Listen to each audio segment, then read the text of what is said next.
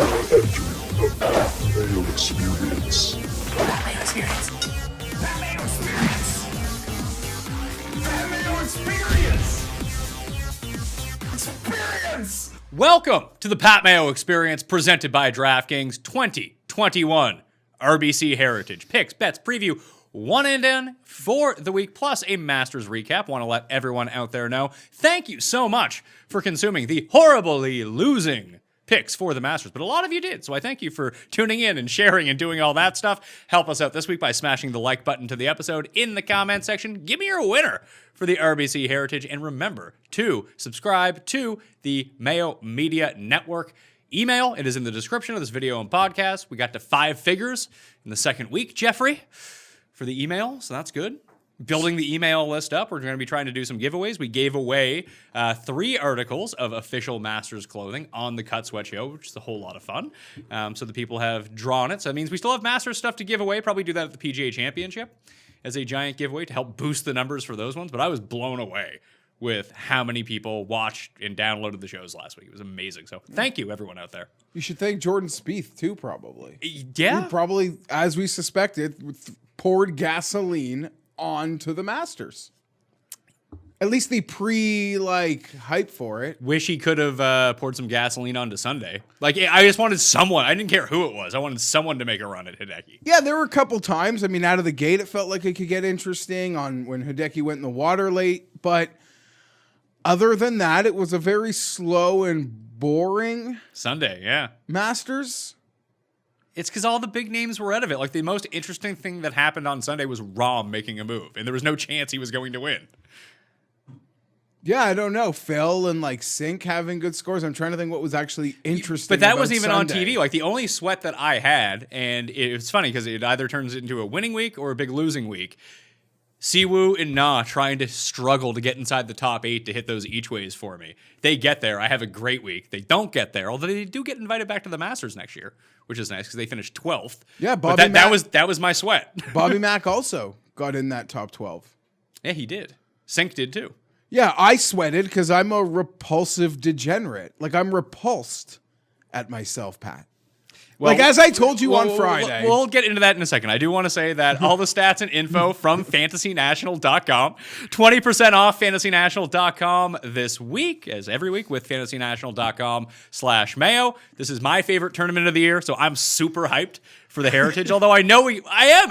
I say it every year. People laugh at me. I think this is the most compelling tournament to watch on the PGA Tour. It's my favorite course on the PGA Tour, and where it is a Pete Dye course, everyone is kind of live to win this week. And there are so few events that are like that. And then you have the whole extra element that sometimes it's super fucking windy, which is awesome.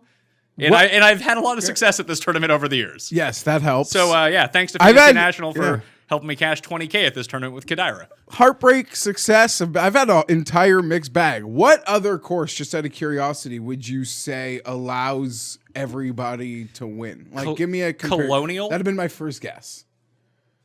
Colonial. I mean, weirdly, the Masters is kind of that way. It kind of does feel like it plays that way. Yes. Especially when conditions play like they did this week, when it's super firm and super fast.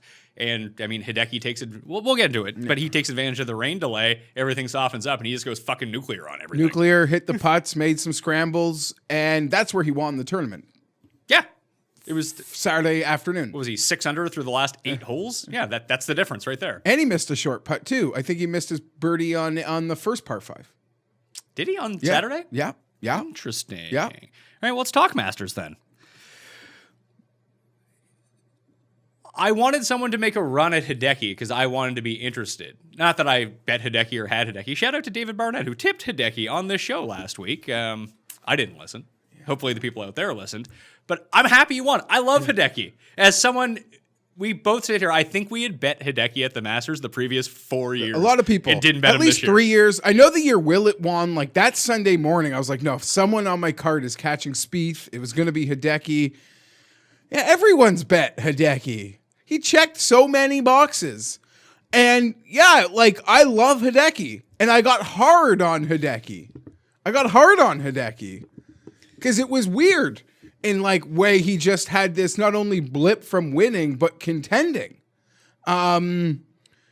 But I don't know, there were like a lot of metrics that like pointed right to Hideki. And like the ball striking, hardcore, no putters. But that's the thing, though. The ball striking hasn't been good. The irons have been really good. His driving was like abysmal so far this season for like where his level is at and where we expect Hideki to be at off the tee. And it just didn't matter this week. But I even mean historically. No, like historically he's great. Striking, but this year in particular, the driving was bad versus it always being good. And that was the hesitation looking at it like, if this guy drives like he's been driving, he didn't even drive all that well and he still won. No, he made some great scrambles, and I guess on a couple drives, like 11, there are a couple guys that got really right where they found this like perfect lane way. Spieth. Or was it Thomas who A found handful it? of guys, Leishman, Hidet, like a lot of guys found out where you didn't even have to clear the water. And once it got a little softer, you didn't really need to be so paranoid about taking that hard bounce left. I guess before we get, like, it's just... So it felt so right. Like in this time, like since I've started getting into golf, like it felt so right seeing him win. We got to grow old with Hideki. It was well deserved. He takes a path that I think people, we are now in this like instant gratification society. We demand things instantly. And we've always spoken about, Pat, like a generation ago, Hideki literally won his Masters on the perfect timeline. Oh, you're like 28, 32. You like took lumps. You had a nice career. You won some events. No, we start to expect things like this at like starting at 28. But like Tiger, it's not even fair to discuss him. Rory does what he does. Spieth does what he does. Morikawa now does what he does. And we see these guys, not only these American college players come out so much more experienced, that the game has changed. The time frame has changed. And Hideki, like a lot of internationals, we meet them so young because they don't really do the American school, or if they do it, it's like hyper quick. You know, we spoke about that like with Day. Like, man, it feels like he's 38. He's like 33. Hideki always felt as old as like Fowler, but he didn't go to Oklahoma State. He's like 4 years younger than Ricky Fowler. But they both came onto the scene at the same time, so we always just lump them together. And like I'm sure Neiman, when he's 28, it'll feel like he's 35. Yeah. Because we met him as like a baby. And Same as Sungjae, yeah. So it's just a different path. Even look at Siwoo right now. Like people forget Siwoo's what, 24? A baby. A lot of these internationals are babies, and yeah. And even to like, there was a maturation there that clearly had to happen. Now with Dustin, you know, taking lumps and big lumps and finding a late major, at least like people compare. Like he took that trend. It took him till later to win that major, but he won every year. Like there was never a year Dustin didn't win. He finally won a major, but there was never a calendar year on PGA Tour where he didn't win. And he's got that amazing track record that I think by the time he retires, assuming no catastrophic injury, like the win in each year is going to be unprecedented. He needs to get one this year. Saudi doesn't count. Oh yeah, I guess it's weird that he hasn't won, but he'll. Well, does Masters actually? It's part of. I'm not sure. The first Masters is a part of this season, so does that count? Or is it like a calendar year? That's a very fair question. Well, if he doesn't win in this calendar year, they'll count it because it was in this season. And not to keep going, but I've always made this comparison with the golfers that sort of have their moment late, that there is maybe more of that big moment development needed. Quarterbacks. When we were younger, like you didn't even rate a guy. Like you needed a full season before you even wanted to draw a conclusion. And so, like Russell Wilson wins a Super Bowl as a third round pick in like what year? 2 or 3, or like maybe instantly. And it's like your team drafts a guy in the second or third round. It's like instant expectations. There's no like a growth into it.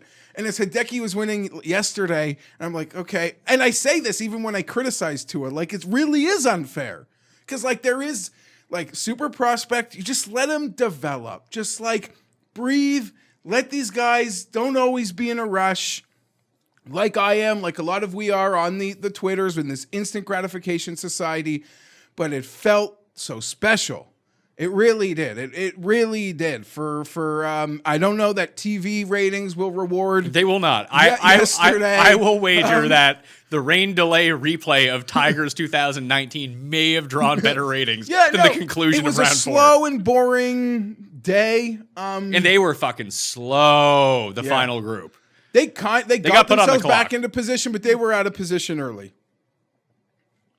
I don't know what else. I do want to criticize the broadcast for a second, if I can do that. I Let's go for it. I thought it was, especially with how slow everything was playing, how there wasn't a ton of drama at the top, especially early on. Like when Hideki gets himself into trouble on one, it's like, uh-oh, here we go. But then it never really materialized, especially after Xander went 3 over those 3 holes. He made like a big number on the fifth. Yeah, and then he just kind of got out of it. He got himself back into it. Then that did create some drama. But over that entire time, whose wife did Leishman fuck that he wasn't allowed to be on TV? He was in 3rd place for the entire front nine. Didn't see a shot. They did a preview of when Hideki and Xander were getting to number 7. It's like, number 7 is just playing so difficult today. And they had this like flyover package, and just, I think it was like Faldo talking about how hard number 7 is. Leishman was on the fucking hole making bogey. He was in 3rd place. Didn't show him. Like, I was, what? What is going on here? They don't tell you the path. If you're just a guy that likes to not like watch the baseball game but know the final score, the broadcast did a great job. Like, they didn't give you the journey with a lot of situations. Like, oh, now we're like 9 feet for par. Well, can I see the chip to get here? Can I see the drive that puts you out of position? No, a lot of people are in a rush. I don't know how much is on their phone to get rid of that Masters app. I let it marinate because I like go back. I want to breathe things. I watched Justin's debacle. I watched a lot of, some of the great Finau shots. Or I just like picking a random guy and like going through his scorecard, like and seeing where that birdie and like just watching the hole. Like, it's so cool. I recommend not going back and watching Siwoo's final 2 rounds. Like, not great. Yes, not great, but I enjoyed, and since no one else is now using the app, my thought, like I can do 7 things at once on it. Because it freezes a lot for me as I get the traffic is up on the weekend. Just a couple things because it's so important. Xander, he is like the first words out of his mouth in his like post out of his like butler cabin or side butler cabin like interview after the round.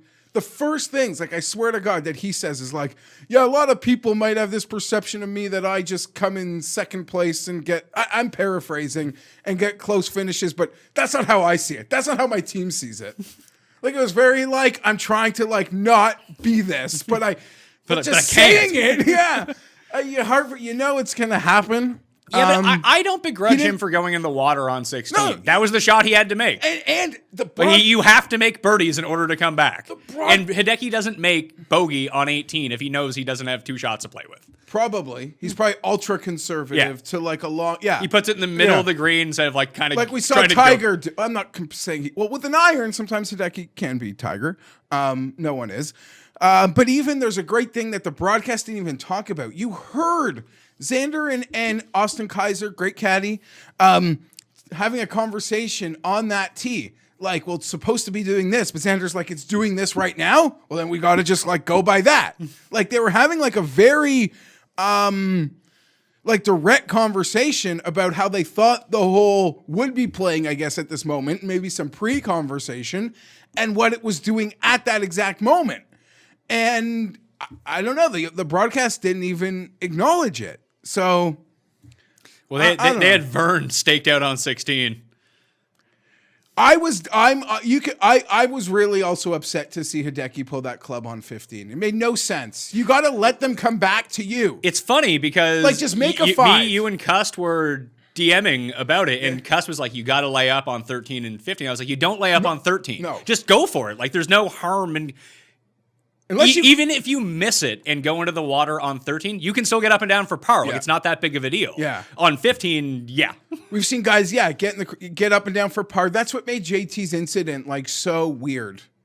Yeah, that was strange. That's back-to-back Masters on the, what is it, Saturday, second 9? And I actually used the app as like an opportunity to go relive what was in my head because we came back from the delay. And he had like an 8 or 9 foot par putt that like you gotta like is living in your head that entire delay. Like I don't know about you, but like I feel like some people would argue that putt that's like the ideal first shot to have. You can go back, you practice it. Like it's a very of all the shots, like you can replicate like a putt in terms of like preparing to go out and hit the putt out of a rain delay. I'm such a soft mentally like in golf and sport. That like that putt would just be on my like I wouldn't be able to have a good rain delay. That like knowing I have to come back and hit that putt. He missed that putt. And then he went to 10 and stuck it to like 4 feet and missed that putt. Or maybe in par on the next one, it was a 4-footer on 11. Then he goes to 12, gets a great birdie. You're like, oh, he's going to the par 5s. It's on now. His new like famous drive that the broadcasts like jerk off to. It's a great drive. Yeah. But didn't he shank it right? He shanked it right. It's like, oh, his duck hook didn't hook. Like everyone is baffled. No, that's like incredibly possible when you like try that shot. And it stayed out there. And he got aggressive, but I don't mind that at all because you said you can still recover from it. And it's Saturday. And knowing where you're at, too. You're like, guys are making numbers now. Like, what was he at when he gagged it on 13? 4 back? 3 back? Yeah, because he got it back on 4. So he would have been at, I don't know what he was back of the lead, but he would have been at -4. I think Rose was still winning at that point. He made a bogey on 9, but he got it back on 12. And then he still got to go to the par 5s. He made a great birdie on 12. And you're like, oh boy, like, I'm sure the JT backers are seeing that leaderboard. They're licking their chops. So I guess, I don't know what else there's to say other than do you have any, people might want to fast forward this, but this is important to me. I suspect forever now, this is how the course will play. Like, they are not gonna. No, I think this is how this course wasn't. The setup really reminded me of the Reed year. Reed, Fowler, Spieth. But was Reed out of Willett or Sergio was out of Willett? Sergio was out of Willett because it played Reed really won. tough for Willett. But that was windy. But it played really tough for Willett because it was windy. It played really tough for the Sergio Rose year. It was like -9 or something like that. Like this Master setup is what we're used to seeing. So I guess just some years it gets out of their control. November was a total outlier because they didn't like. They're just like we've never hosted this tournament in November before. We're just gonna let them play, and whatever happens. The tournament played in November like it did coming out of that rain delay. Pretty much. And that was the only time all week it played like that. It softened up, and guys were fucking spinning the ball back to the hole. Like, and you got such an advantage for being with holes left on the course coming out of the rain delay versus at any other time. Because you actually mentioned it too. It was a very good point by you on Twitter that we were looking at like who can we chase here, and I got playing it the other way where, hey, if the winds pick up, which it looks like they were going to do, and there is no rain delay, the guys in the morning are going to have it way better. But if there is a rain delay and it gets pushed later or into tomorrow, the advantage is going to go to the guys that are out later on the course, and they're going to separate themselves. And that's exactly what happened. Year in, year out, the Masters can always play tough. You get out of position on a bad angle, you can look like a muni golfer. Yeah, look at Patrick Cantlay. Like, I don't even, that's a whole other thing.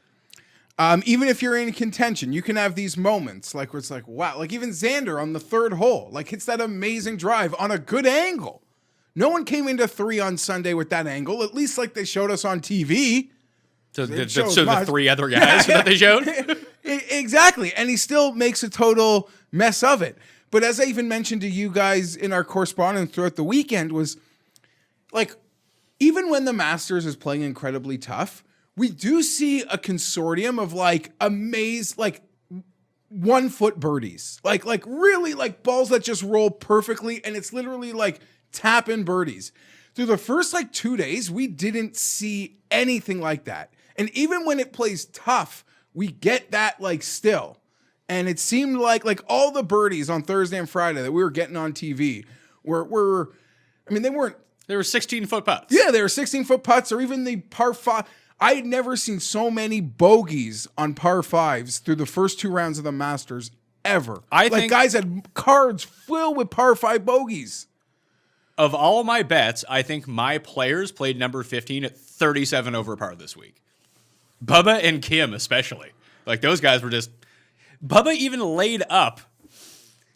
He bailed out right on Sunday, so he wouldn't go into the water for the 3rd straight day.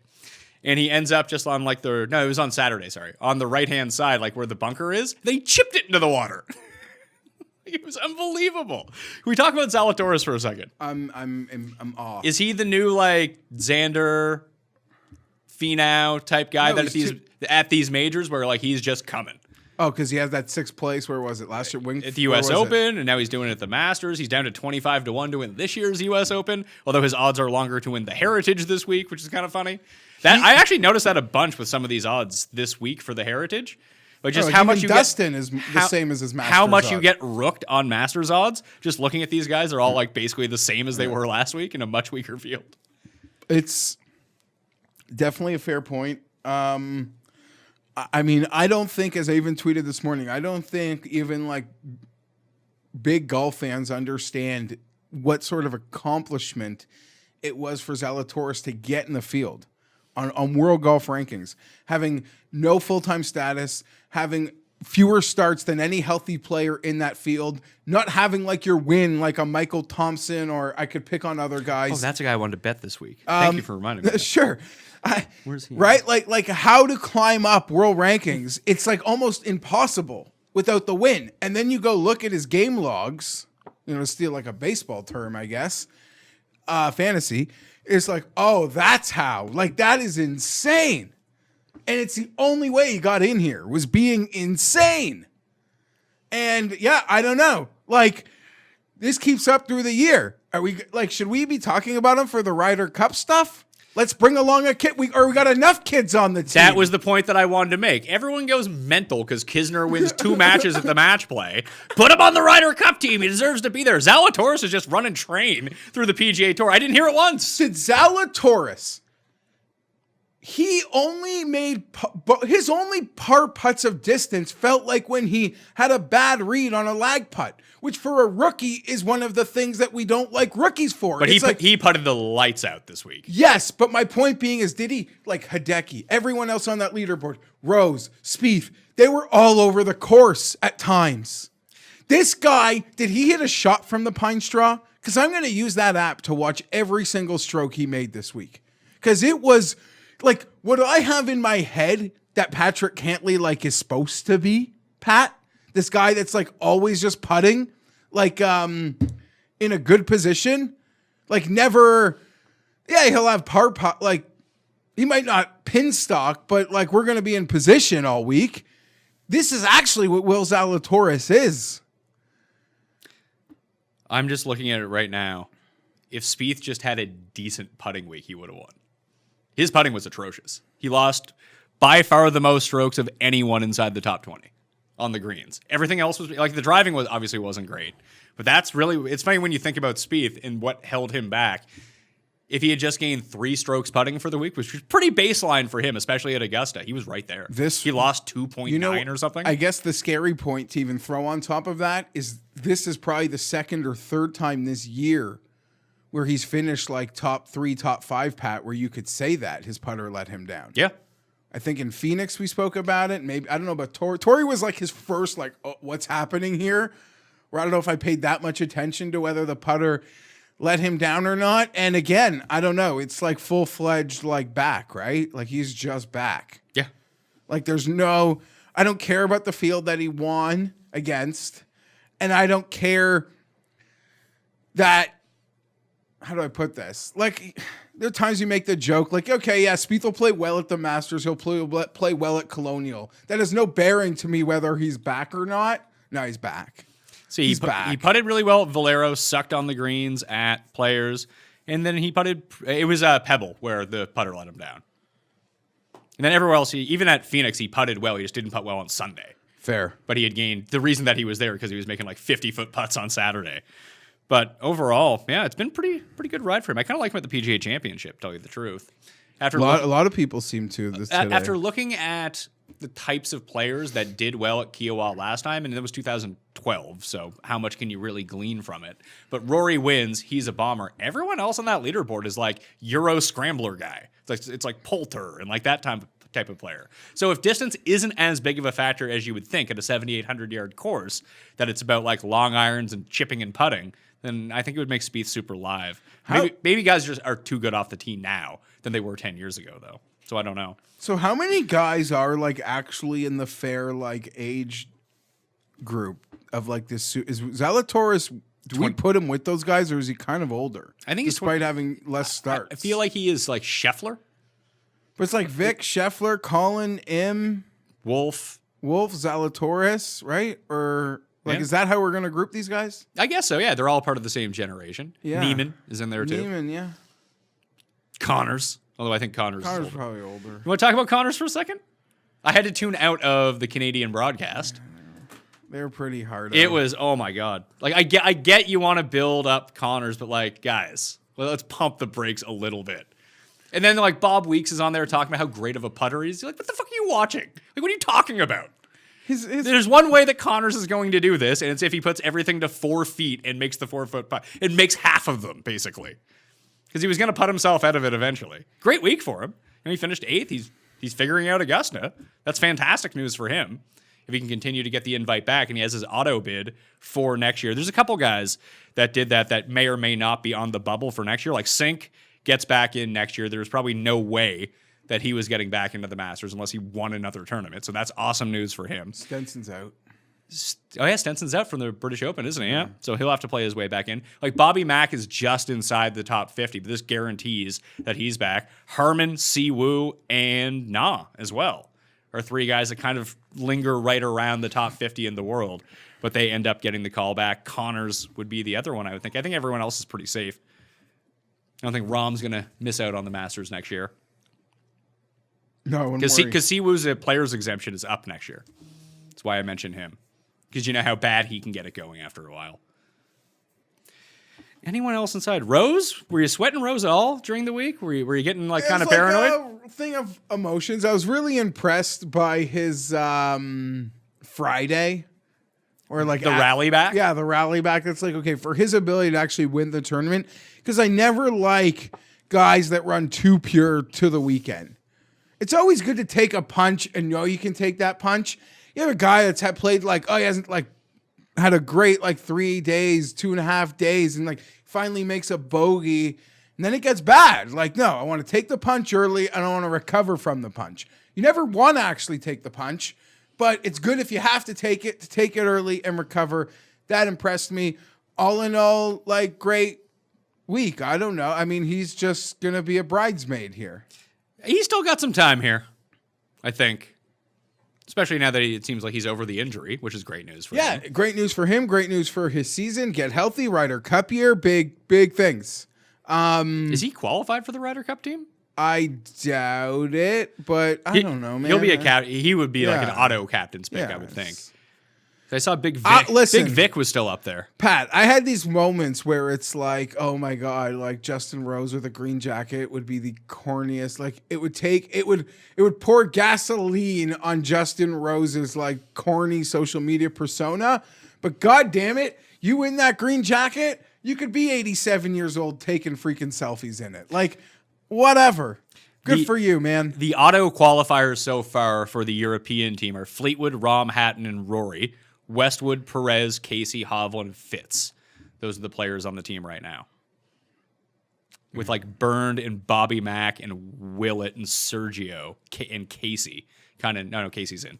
And Rose knocking on the door. And I understand Hideki is probably flying Chicago. Did you see the picture? Yeah, I'm sure Chicago to Tokyo is going to be one of those high end, like first class commercial airline pods.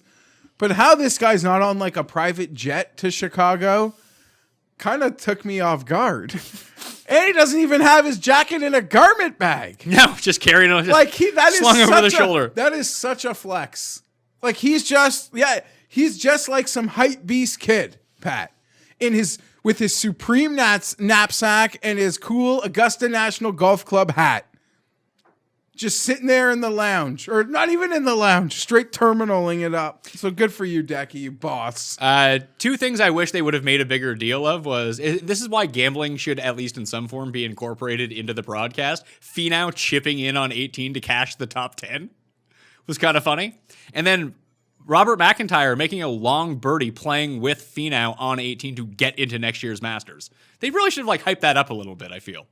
Yeah, especially with nothing going on. Yeah, the state of the tournament. Although maybe when they did get to 18, that's when all that high drama of them on 15 happened. Maybe that doesn't could be mean that doesn't mean you can't roll back the tape. Was there anyone in this field who didn't have a good finish that impressed you? Like, oh, okay. Like, I can see this going forward now if the Masters is going to play like this. There was one guy for me, and he was all over the place, but he may have made the most birdies of anyone in the field. Vic. Oh, Vic that was didn't- fucking everywhere. Oh yeah. There's no hole at Augusta that Vic can't birdie Yeah, or yeah. double bogey. Oh, man. as it turns out. Yeah, it's on. That to me, like, I don't care how many big scores he made. Like, yeah, the positive experience check marks at Augusta, they keep piling up. And yeah, well, you think like Rory should be good here. Vic's gonna come slay it by a touchdown. Who else? And poor Molinari. The race for DFL was on for him on Sunday. I would say Hatton, just because he never even like made a cut here. Yeah, Hatton and and, had a really Hatton and strong week. Morikawa played really And well. now, like, I don't know. I think Hatton this week at like 25-1, we can get into it. Seems like a pretty fair situation if you think he's got some confidence out of an Augusta performance. Phil, it's just great to see. Phil made very few bogeys the entire. He missed so many Did putts. Sink outduel Phil on top senior? I guess he did, or Sink even a senior. He's not. He's 47. Yeah, so Phil got the top senior. I think he was the only. No, him and Jimenez. I think was it Jimenez? Yeah. And Baldo. Olathable. Olathable. That was nice to see. Olathable. He hadn't made any cut in an event. I mean, he doesn't play a ton, but in a while. Answer. I mean, just did answer things. Yeah. Another solid But he week for got that answer. annoying penalty. Yeah, that was. We discussed that on the Cut Sweat show. Nah, once again played well with the Masters. Beat DJ, by the way. You cowards wouldn't bet me. That wasn't for me to taste that. Honestly, I'm so proud of Hideki for like swallowing that smoke, man. Not just like tasting it, like inhaling it. Yeah, but no one pushed him. The moment someone pushed him, Xander went in the water. That was as close as like This is like Pat. If this was like a race and it had to go one more lap, he was in big effing trouble. Like if it was like like an innings, like that clock, it was almost like he was playing against a clock, like a basketball game. Like there's one more minute on the clock. He was in trouble. But he did just enough on Saturday to do it. And even a couple times where you felt like things were going to get greasy, he almost hit that par putt on one. And then later in the front nine, he made a great par putt. I think that was 7. What a par, boom, bam, bing, bong, boom. It was very much like the Sergio win. Like the same way that Sergio won.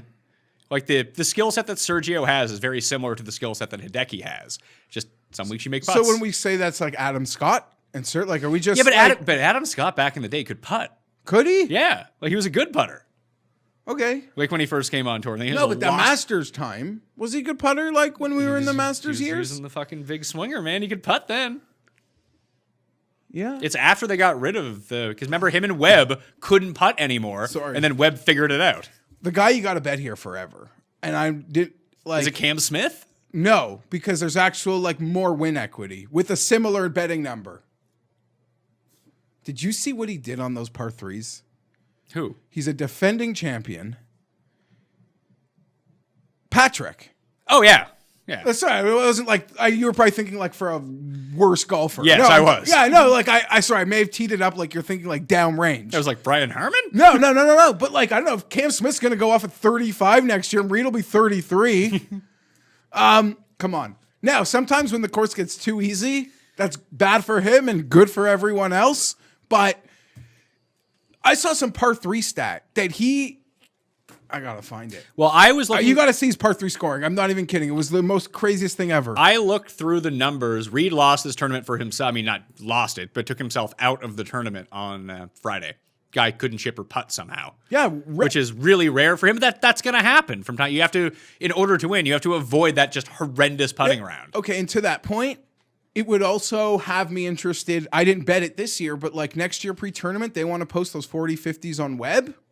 I saw like enough from Webb. He also had a bad Friday. Yeah, that's what I mean. Like, okay, that's gonna happen. But like, I trust his like ceiling and his game, and like, I saw enough good. Like, no, that could work here for you. Like, it could. It has Just to. It has to don't play miss- like it did this year, though. Don't miss the comebackers because we saw that a couple times. I think he had 5 3 putts this week. Yeah, like so that's huge. Missing those 2-foot putts. enormous. There's not even. You got to just hope those don't get missed.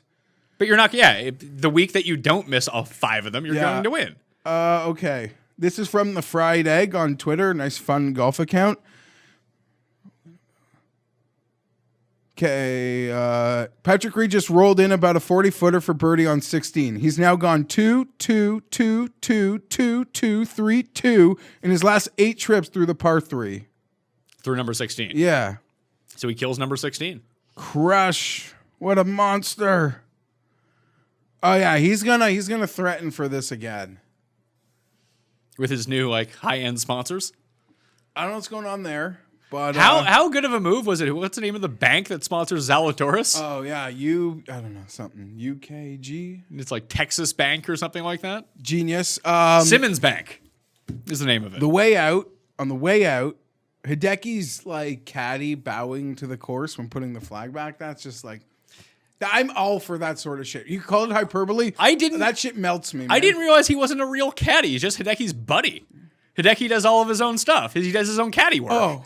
I never knew that. So we could talk. Hideki is like this man of mystery in this. Like, do you even hear the great story? Because a lot of like Hideki stuff has been like relitigated today, where like people didn't even know he was like married with a kid. I did not know. No, that is just now news to me. No, but I think it was after the PGA a couple years ago. People like found out, and he's like, "Why didn't you tell any of us?" He's like, "Nobody asked me." like. So, like, I guess to themselves, I don't know whether it's like... Well, the thing that I cracked up the most about was in Butler Cabin, like the very first question, like Nance asks him the question, Hideki responds. It's like a 10 to 15 second answer. Then the translator's like, I'm happy. Yeah, it's like, I'm happy. I feel like we missed something there. Oh, shucks. Even my friend. Yeah. That guy doesn't have to come to the champions dinner, does he? I think Hideki speaks English. Yeah, he does. Apparently he does. I think that's a good move on his part, though.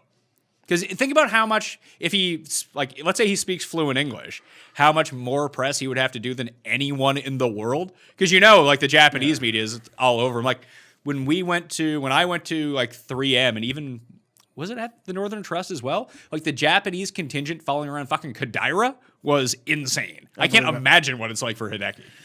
And to that point, like it's a pro move. It's not just to Hideki. Morency would tell stories because he used to be involved with the Expos, like way back on the broadcasts. That like in Vladdy's like first 3-4 years in the big leagues, he could speak English, but he just told me he couldn't speak any English. Yeah, then you get out of it. Like, yeah, I don't know. It's great, smart move. Yeah, but then you'd hear him like make a KFC order. Gabe's like, I knew he could speak English. Any more Masters? No. No, nothing. Brooks toughed it out. Yeah, go big, go home. It's that is one point I want to make. I mean, I stupidly played him on DraftKings, which I said I wasn't going to do, but did anyway, and then put him in my big money lineups. Smart move by me. But it wasn't really like the irons were all out of whack both days. The driving was one of the best in the field. Guy he couldn't buy a putt on Friday. He missed every 6-foot putt. It was ridiculous. So the knee clearly wasn't 100%, but it was his putting that really let him down, which I found surprising. So I guess we'll know the state of the injury if he's not, like, would we expect to see him again before a major, or he's like just hurt and he played because it was the Masters? I mean, maybe he'll play the Zurich with his brother. Chase had, where was it, Honda? Yeah. Chase showed up for a little bit? I think he made the cut. So he's going to try to get Chase's tour card by winning the Zurich. I have no idea. How many events until the PGA? 4. We got Heritage, Zurich, Byron Nelson, and Quail Hollow. I might be out of order on Zurich and Quail Hollow, but it's May 21st, I believe it is, PGA Championship at Kiawah. The Pat Mayo Experience is sponsored by Manscaped, the global leaders in men's below-the-waist grooming. Manscaped offers precision-engineered tools for your family jewels and is now available in the US, Canada, UK, Australia, New Zealand, and all of the EU. And I have an exclusive offer to the audience. Use code MAYO, M-A-Y-O, if you can't spell, and get 20% off plus free shipping at manscaped.com. Join the movement and the other 2 million men who trust Manscaped. Did you know one guy every hour, every day is diagnosed with testicular cancer? So this is a reminder to all of the men listening to check yourself before you wreck yourself. Manscaped, in addition to providing the right tools and solutions for safe and easy manscaping, has partnered with the Testicular Cancer Society to spread awareness for men's health and early cancer detection. Together, the TCS and Manscaped are committed to raising awareness for the most common form of cancer in men between the ages of 15 and 35, and giving support for fighters, survivors, and families impacted by testicular cancer as a part of their We Save Balls initiative. While you're down there cleaning your sack, why not go ahead and give them a little investigation for lumps, changes in sizes, or any pain whatsoever. I think we can all agree it's pretty fun playing with your balls anyway, so you might as well do that. Manscaped recommends you check yourself once a month. If you feel any lumps or swelling, give your doctor a call. In addition to checking yourself regularly, you might want to make sure your sack is looking fresh while you're down there and clean with the Manscaped Perfect Package 3.0. Inside the Perfect Package, you'll find products and liquid formulations that have been developed to turn your bathroom into a salon for your balls. All liquid formulations use only the best ingredients. Some of these liquid tools include the Crop Preserver, which is an anti-chafing deodorant for your balls, the Crop Reliever, a spray-on ball toner and refresher.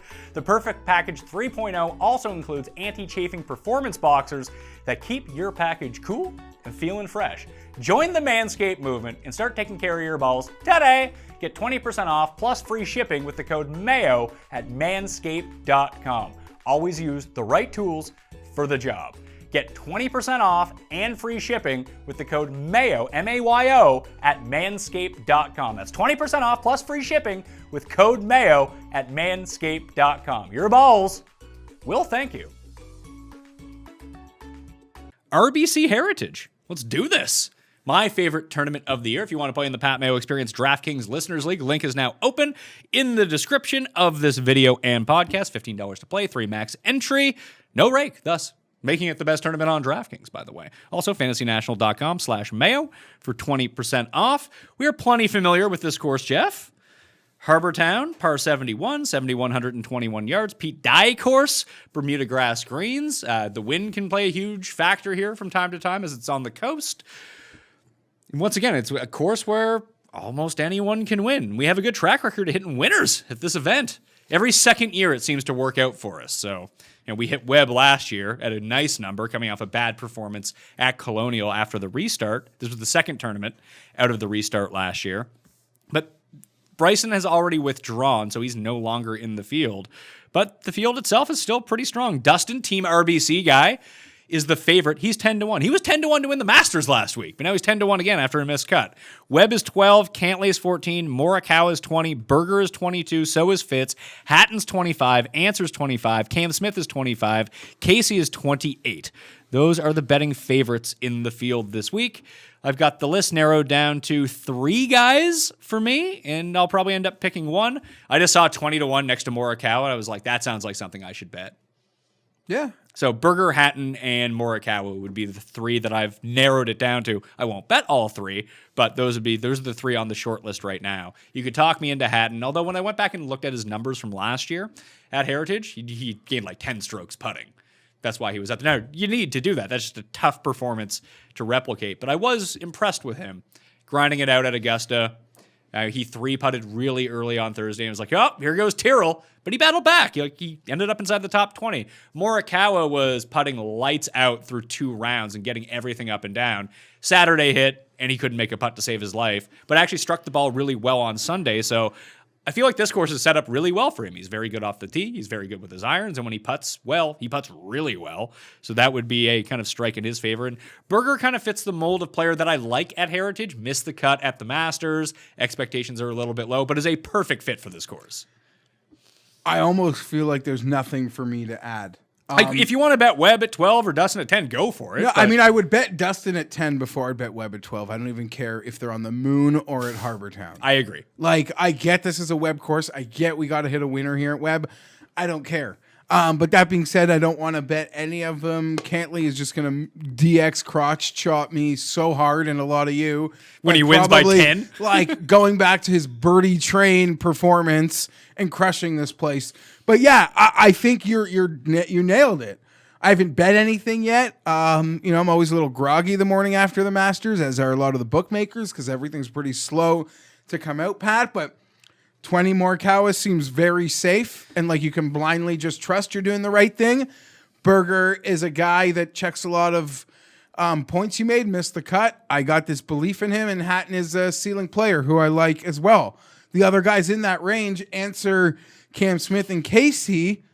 Well, I would rather just bet the three you mentioned because I feel like they do bring exponentially more win equity to the table. While we're all excited for Fitz, Smith, An answer. Yeah, and all Casey guys that we like. I mean, I bet more. Fitz last week, but It was part of the reason, like, okay, I always liked Hideki Matsuyama, but somewhere I stopped betting on Hideki Matsuyama. Now, maybe I wish I could have done that with Tony Finau like 8 months ago. or 2 years ago. 2 years ago. 4 years ago. 4 years ago. But yeah, all those guys, they've made fine picks. Answer winning would be a kick in the nuts because I feel like I bet him like way too much players, match play. Obviously, didn't bet him at the Masters. I could maybe be talked into Answer, but if I bet Answer here, Pat, that's honestly just me or Fitzpatrick over the three players you've highlighted. That's really just me trying to be cocky and call something. That's what I usually do, and then Do you know what I mean? then Like, Daniel no, Berger no. wins Pebble. It's like no. Here's who's really gonna win. I'll get sneaky on you here. Do you know what I mean? Like, no, like I get they're the same price range. I get that they're incredibly capable of doing it. And I want them to do it for them personally. But for me to pick Answer over Hatton or Berger or Morikawa, it's me just like, no, I'm calling this. I like want to just plant my flag in the ground for Answer's first win. I'd rather bet Berger. I would rather bet Berger too, even coming off the bad week. But this was a site before we had the All-Star, like a major-esque field at this tournament last year. It's hard to take away too much from last year, only because every single good player in the world played at this event. And we'll do this again with Colonial.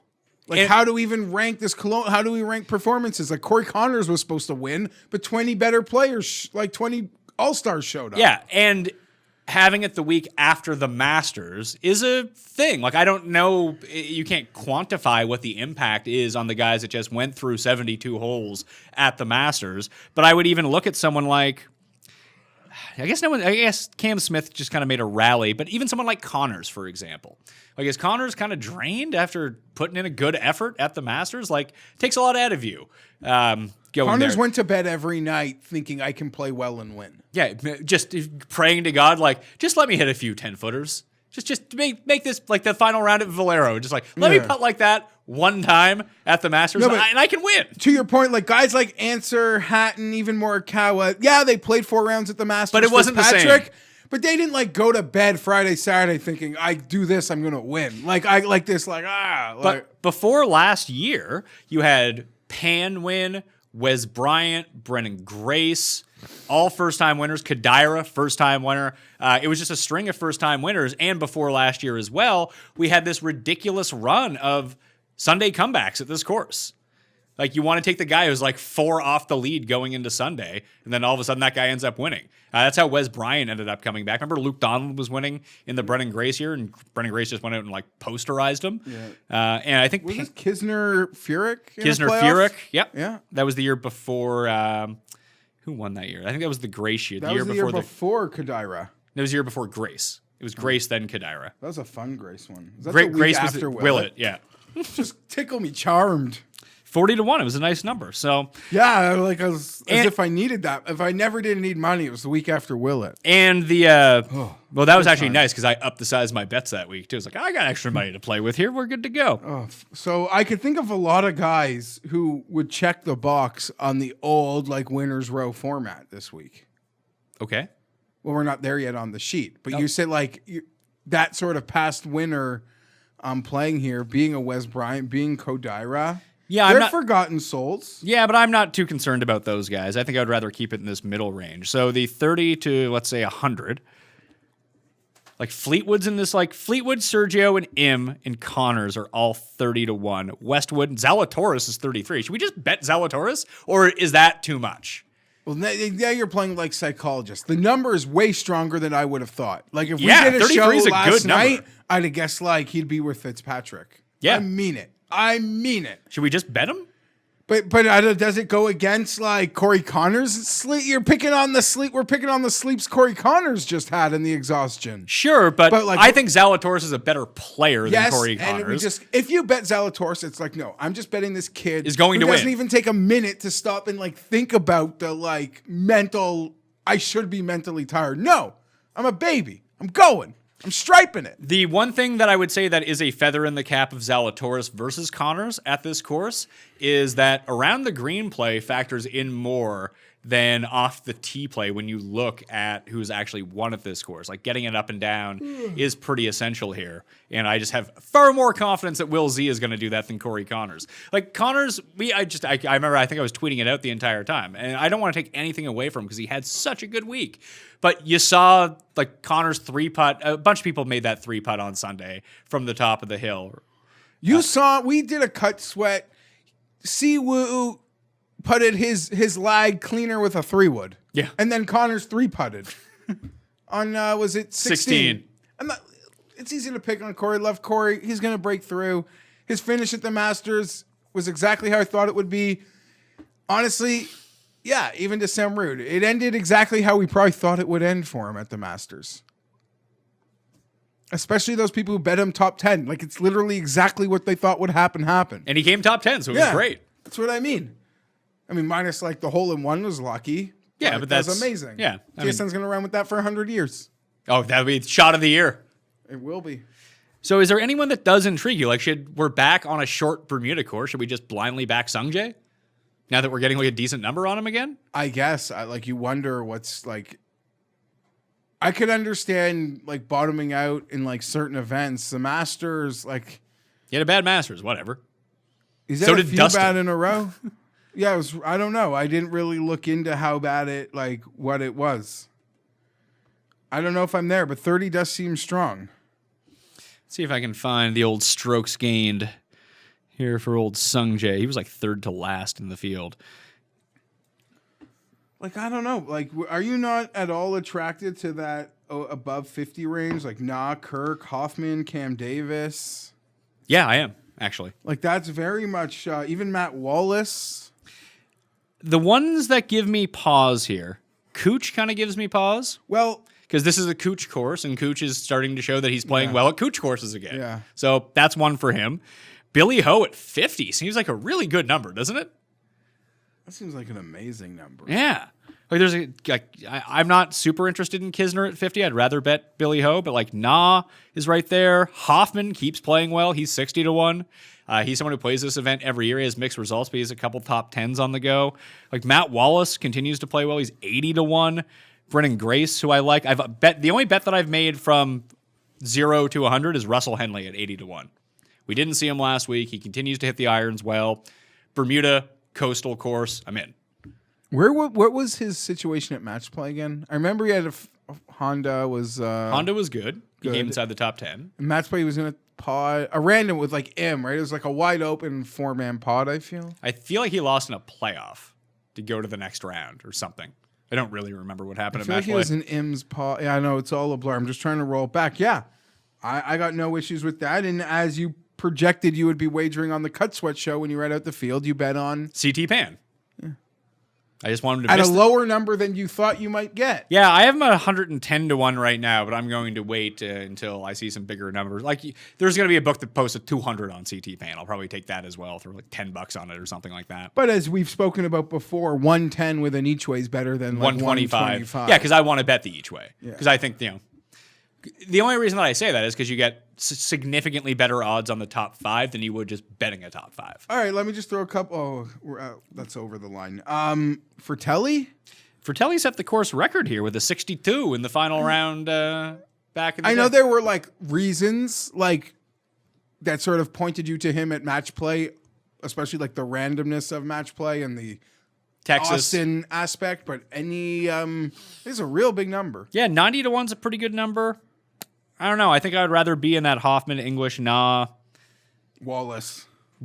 Yeah, I just think those guys are better players. And what about your boy Munoz? It's been a while since you've dipped. Since I backed on Munoz, I was actually quite impressed with how he played at Augusta. How could you not be? What's his number? 70? Yeah, that seems pretty deep. Okay. We didn't even talk about Siwoo. Are we backing Siwoo here? I think you got to back him. Siwoo in He's form. missed the cut the last 2 years here. I don't care. He's in form now. Like Siwoo in form coming here, you'll find a 40, 45. I think that's... Well, here's a 40 right here. I think that is worth backing. Also, where was that last event? Valero? remind me, did Chris Kirk like come top 20 again? Because I feel like he was right there the whole week. Yeah, I think he came 7th. Yeah. Like, I don't know. Is it finally going to pop? Because he's doing everything right. But maybe it's just like the prop bet guy. Like maybe He's the quintessential ultimate top 10 bet. like even top 20. I've been putting him. I mean, I hit 0 last week in terms of my pre-tournament picks. But he's been on every event he's teed it up in. I've bet him to place. And the only one he didn't was the Players, where he like got lost in the ocean on Saturday, but on Sunday. But he started Sunday in the top 10 at the Players. He was 6th at Valero. I don't know, man. Like he's doing everything. And he's doing exactly the game plan that you want. Big on approach, big on putting. Like that's everything the key here. And he keeps form. Like until he stops showing his form, because he's a form player. And I don't really want to break down Billy Ho. I know there's like some meme moments, I guess, of him from the Masters. You know what? Following him on the featured groups on Sunday with Phil, But didn't he like beat up his clubs? He like won again. So now he's got like full carte blanche to do like a big event. And he won a WGC too, yeah. Like a huge one. Billy Ho at 50 sticks out. Like that's no respect. The reason Like, how bad was he last? He's almost that perfect guy. He made the cut. He wasn't that bad. No, but I mean, like for the same reason, you could like talk yourself into Hatton, in the sense of like he made the cut, but like he never like felt pressure of a weekend. Like he was enjoying golfing at Augusta National on Saturday and Sunday. Well, Corey Connors was like, like that's sort of. At least that's what we're choosing to make our narrative when we make these picks. Yes, that's important to clarify that it's the narrative for which we choose to make. Let's go to 100 to 1 and over, because I actually have some guys down here that I've already bet. You mentioned Pan. I'm going to do that. I reminded you about Michael Thompson. Michael Thompson had a really nice Masters. Couldn't really putt, which I thought was really surprising. But if there's ever going to be a Michael Thompson course, I feel like this is the Michael Thompson course. So 110 to 1, 125 to 1. I've already bet Gim is 140 to 1. Like, what are we doing here? No one lost more strokes putting at Valero than him, and he was like aces tee to green. He was top 5 tee to green at Valero. We've seen him play really well on these Bermuda courses. That just seems, I'm looking at the stat modeling right now. Over the past 50 rounds, Henley is 4th in this field. Hoffman is 6th. Kirk is 8th. Gim is 12th. He's 140 to 1. So I'm playing that. And the other one is a blind bet on Aaron Wise. Yeah. Who continues to show up on coastal Bermuda courses. Those are the only places he plays well. So I'm in. How did he play at Valero? Was it a big disappointment? I'm trying to remember. Wise? Yeah. I assume so, because it wasn't coastal. Because he won, but he'd won at the Byron Nelson. That was years And a ago. Texas boy, I don't know, because I made a loser bet on him at Valero, so I'm trying to remember how bad it was. He was 44th at Valero. And amazing ball striking that week. Lost 4.4 strokes putting, 1.2 around the greens. At Honda, he was top 15. At Mayakoba, he was 2nd. So I feel like he's someone who can do well here. Yeah, all very, I'm interested, especially in Aaron Wise. Probably more so than Michael Thompson, but I'm more of like a believer in a ceiling. But I'm silly like that. Joel Damon, 125? No, not for me. Someone who actually played really well here in the restart was Doc Redman. Okay, why isn't Neiman here? Because didn't he battle Webb last year? Don't I remember seeing him? Yeah, it was Answer, Neiman, Webb, Hatton, Sergio, and I want to say Berger, because Berger almost got back. Almost got back-to-back. I don't know. Why wouldn't Neiman play? Yeah, good for him. He doesn't have to. I remember the last event, people were pretty high on Harry Higgs. Yeah, he really broke our hearts. Missed the cut on the number. Missed a 9-footer on 18. Okay, so this is me just asking about a guy I like who I believe in my perception has been trending decently. Brandon Hagee? No, Alex Noren. Do you ever look at Alex Noren's results, or do you just assume he always does well? I'm curious. If he has one good round, I assume he's doing well. Like I see one low-scoring round, and I assume progress. Because we've had those. At tough courses, too. At easy courses, too. 46th at Honda, missed cut at the Players. 49th at API, 12th at the Genesis. Missed the cut at Pebble Beach. 37th at the Farmers. 40th at American Express. That's his track record so far this year. Well, thank you. So not great. He has lost on approaches significantly in 5 out of 6 tournaments. Now, he keeps just having big blow-up holes. He makes huge numbers all of a sudden, which is not great. I don't know. There's some real big numbers, but now it'd just be like naming names. Like Mackenzie Hughes, 175 seems really high. That does seem really high, actually. He played pretty decently at the Masters. I didn't even see him on the list, so thank you for... Like, Shez was someone that I was kind of backing. I could see it for him. I don't want to go too crazy here, though, is the thing. Like, I backed a bunch of guys over 100 to 1, but they're just lottery tickets. So, but we've had a trend. Like, Spieth, huge slump, broken. Hideki, huge slump, broken. So Russell Henley's next. Is Hunter Mahan playing? Is Hunter Mahan It might playing? have cut off. Like, he could be playing, but the printer cuts off at the Hunter Mahan odds. Yeah, we're only up to 750 to 1 here. It's either him or Dirt McGirt, who actually had a nice run the year that Wes Bryan won. I don't know. Like, is Snedeker back? He had a run at Valero. He's 175. He's won at this course twice, maybe. Like, now I'm just going to be annoying, but like Scott Harrington had a run at the Players. He's 600. When you say he had a run at the Players, like an hour of good golf, like on TV. He got a shot shown on Sunday at some point. Kadira's 400. Good for him. Shout out Satoshi. This is the tartan, right? Yes. We get the jacket. Okay, yeah. Not the plaid jacket. That's colonial. Yeah. This is the tartan jacket. That's why it has the U in Harbour Town, because I think of the Scottish connections. I don't know. Remember when we bet Norlander, and now you can get him at 250? Really? I didn't even fucking see him. Yeah, circle it. Tell me what the research says. On Norlander? Yeah. Norlander. He ranks out 50th. He's probably been horrible since we stopped betting him. Let's see. He's had a bad run. Putt's better on Bermuda than anywhere else, though. He's missed 3 straight cuts, but a lot of it has been putting and off the tee related. Minus 8.4 strokes lost putting at Valero. Minus 8.6 at the Arnold Palmer Invitational. Isn't this the type of course where like being Denny McCarthy can get you by just Yeah. fine? Oh, yeah. 100%. Like, it's like, yeah, being Denny McCarthy works here. Also, Poston's another one who just... I know we're... The crossover course that you want to look at for here is Wyndham. Just a lot of like crossover success between those courses.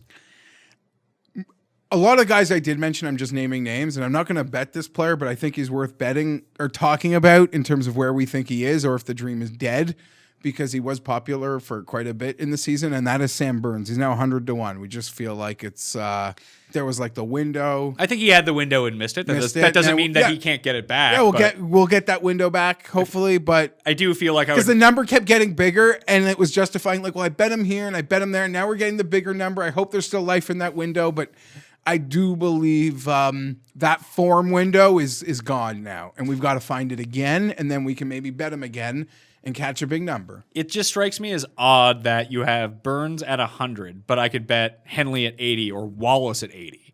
Or I could just go down farther and bet Doug Gim, who's playing better than Sam Burns, for a way higher number. Gim Reaper. Maybe it's his time. First time winner. Lot of guys in this... honestly, like, it's so hard to bet this guy to win, but like, I don't know, Charles Howell III's playing fine. So just looking at the numbers over the past 12 rounds, like I said, that putting is just so hard to predict that I will take the good approaches in form better than the better putting in form. Now, when it comes to something like Denny McCarthy, that you're kind of looking for the reverse of that. Like if Luke Donald, even past his prime, can do well at this course, Denny McCarthy can do well at this course. Oh, is this the second place? Second place Luke Donald Open, yeah. He's here. I saw him on the other page. 600 to 1. So the top 10 players over the past 12 rounds on approach: Morikawa, Hoffman, Sergio, Connors, Casey, Zalatoris, Hoagie, Duncan and Webb. Duncan's like the poor man's Webb. RSM's the other one to look at for this too, where he's won. Sink, Kazire, Higgs, Wallace, Cantlay, Cam Smith, Gim Reaper, Hatton, Shez, Fleetwood, Nick Taylor, Sam Burns are your top 20. Maybe Sam Burns is playing a lot better than I thought. Is he just not putting? He is not putting. He's just not playing well. Missed 3 straight cuts. Putter's gone. Driving's gone. All the stuff that was really working for him early in the season has kind of left him. Okay. Here's a guy that flashed big at Valero. Can't putt. Ennerman. 300? I know you're going to get mad at me. Like, I'm not, because I'm not betting him and I'm just throwing out names, but like, I don't know, like life at a course that's rewarded huge numbers. So I'm just trying to notice a guy that's shown recent life who's got a huge numbers. If you're going to bring these guys up, sell me on them. Sell me on Lahiri. Why should I bet Lahiri at 300 to 1? When he gets his approach game going, it is pretty unconscious. He can't make putts. He cannot make putts. And I don't know how good or bad he is with the driver, but I know he's gone to some like mental peace retreat where you like go into seclusion for multiple weeks without any like cell phones or televisions. Okay.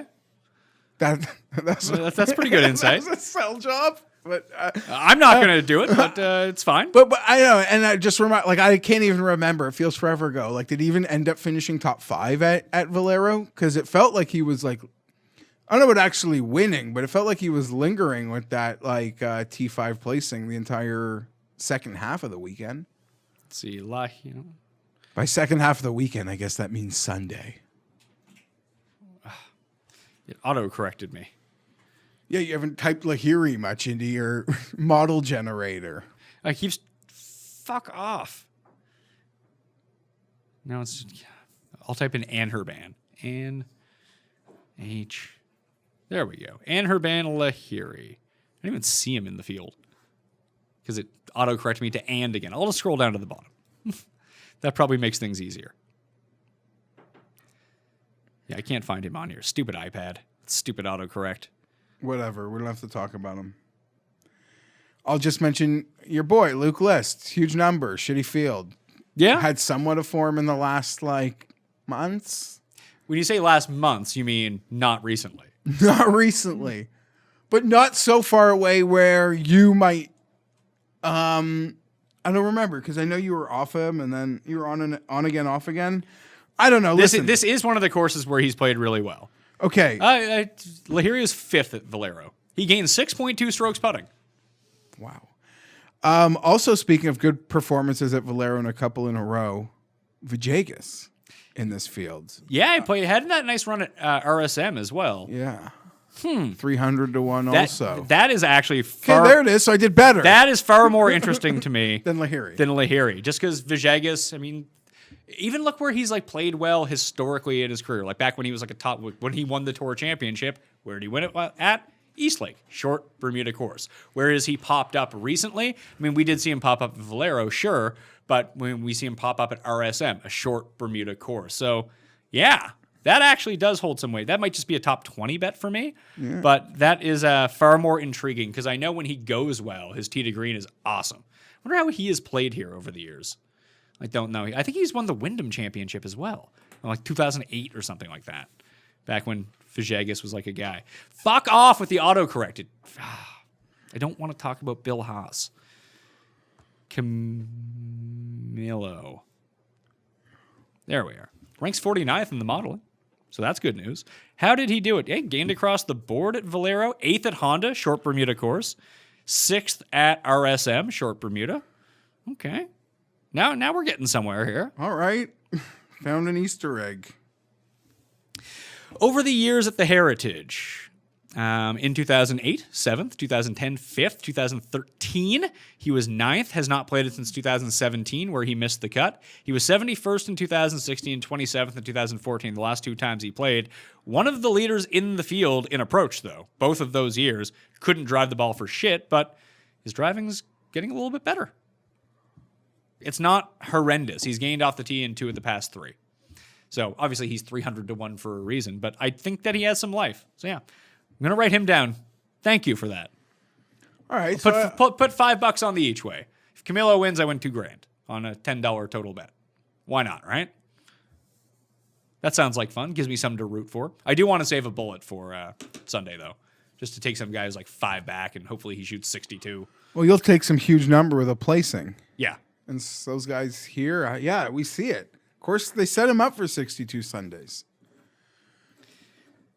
Anything else? I'm like at a kind of a total loss, to be honest. Yeah, it's the week after the Masters. So we're going to do the quick picks for the 2021 RBC Heritage. I'm going to narrow it down to Morikawa, Hatton, and Berger at the top. Might take 1, might take 2. But the only bets that I have in so far are... Russell Henley, 80 to 1 with a top 5 each way. And then Pan 110, Wise 140, Gim 140, Thompson 125, and then Camillo 300 to 1. Just lottery tickets, all with the top 5s to go along with them. I'll try to be a bit more concrete in this middle area. Probably take 3 guys from 20 to 60 and call it a day, and then try to get in live on Sunday if I got nothing on the go. How about you? Yeah, I agree with your same guys at the top. I probably do have just a bias to. I'm trending towards Morikawa, by the way, because that's me. Yeah, and I have a bias to Berger. I also think, like, depending on like the lane I pick, because I am about like the week after the Masters, like not betting on guys who I personally believe had a mentally exhausting week. But Will Zalatoris is literally, I thought he'd be priced with Fitzpatrick. Like, if you asked me or brought me on to talk about like guess odds last night, he'd have been beside Fitzpatrick. I don't know which one of them is right, which one of them is wrong, but so Zalatoris has to survive the cut. I will be betting Siwoo Kim. I'll shop it. I'll try to find the best number I can, but it's Heritage. It's Siwoo Kim. There's form. I don't care. We're going for it. Billy Horschel at 50. I'm thinking about that because that's just like, what's going on here? Like, guy just won a World Golf Championship. 50? The fact that he's behind Kuchar is like, yeah, it's the same odds as like Bezuidenhout, who like I like and he's fun. We didn't bring his name up. He had a rough go of it on the weekend. Actually, basically after round 1 at the Masters, after Tim found out who he was and was talking about him, I think he was like 12 over par after that point. But he has the sort of game for here because he's a terrible driver of the ball. This actually would have been a really good Spieth course if Spieth had ever decided to show up here. Hey, if he didn't win Valero, he might have been here. And I might be done with the outright concept of it, but like I will have money on Chris Kirk. Somehow? Yeah, and I like Matt Wallace. Yeah, Matt Wallace seems like too good of a player to be this low on the betting board. 80 to 1. I might end up. And you see, like you mentioned, his approaches at Valero were better than Spieth's. Tee to green, he was better than everyone in the field. He was number 1 by over 2 strokes. Yeah. He just couldn't putt. Made the cut at the Masters as well. Not a great weekend, but he was there. Harris English showed some life. Yeah, that's good. That's 2 in a row. Keep an eye. Players, Masters showed some life. That once that engine starts running, like I'm game to go back there. But he's a guy that will see it. You'll see the form building, and then you'll see a heater. He's not going to win out of nowhere. Maybe I'm dead wrong.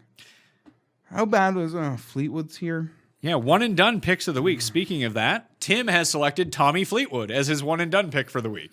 I'm seeing a 45 on him at a book. Oh, that sounds like you're going to waste some money on Tommy Fleetwood then. It is your pick in the one and done because you used John Rahm at the Masters, and he did better than all of our picks. So go ahead. Or did Tim use Rahm? Tim used You used Rahm. Bryson. I used Bryson. So you still beat me. I used Brooks. So it's your pick. What, Bryson at the Masters? I'm going to use Billy Horschel. Seems really random, but Billy Ho. I don't know. I can't. Can I take that back? Yes, you can take it back. Siwoo Kim. That's what I was going to take. Thank you for letting me take it back. Should I take Billy Horschel now, I guess is the question. I will take... I assume I've used... I don't have the sheet in front of me. I knew I hadn't used Horschel. I'm guessing I've used Morikawa, Berger, and... I probably haven't used Berger. I'll take Berger. Yeah, I don't know where you've used Berger. Boom. Berger for me, Kim for you, Tommy Boy for old Tim Andercust. I will do it on the Pat Mayo Experience. Team event next week. There's going to be DraftKings for it, though. I've been told. Do you draft the teams? I guess so. I don't know exactly how it works. Because scoring isn't like to the player, right? No, yeah, it's to the teams. Yeah, I guess you have to draft teams. I assume it's like a showdown captain's mode type thing. I don't know. Have we had one since Rahm Palmer? We didn't have one last year. That was the last one, Rahm Palmer. Just take Kisner and Scott Brown, you'll be good.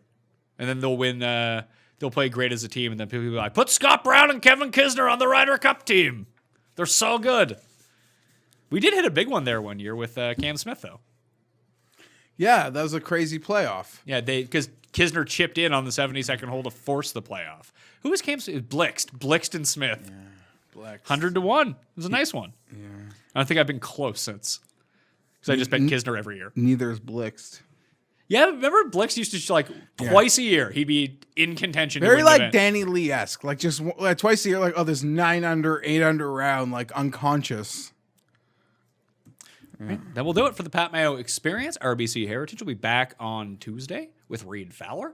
who called CT Pan to win 2 years ago. So got to have him back on the Heritage Show this time around. And then we're doing the live chat on Wednesday. I'll have football on Thursday. That'll probably wrap up the week for me. You can check out the First Look show on the Mayo Media Network. Subscribe to that and the Pat Mayo Experience audio podcast. But that's going to do it for us. For me, for Geoff Fienberg and Paul on the switches, I'm Pat Mayo. Good luck this week. I'll see you next time. Pat Mayo Experience! Experience!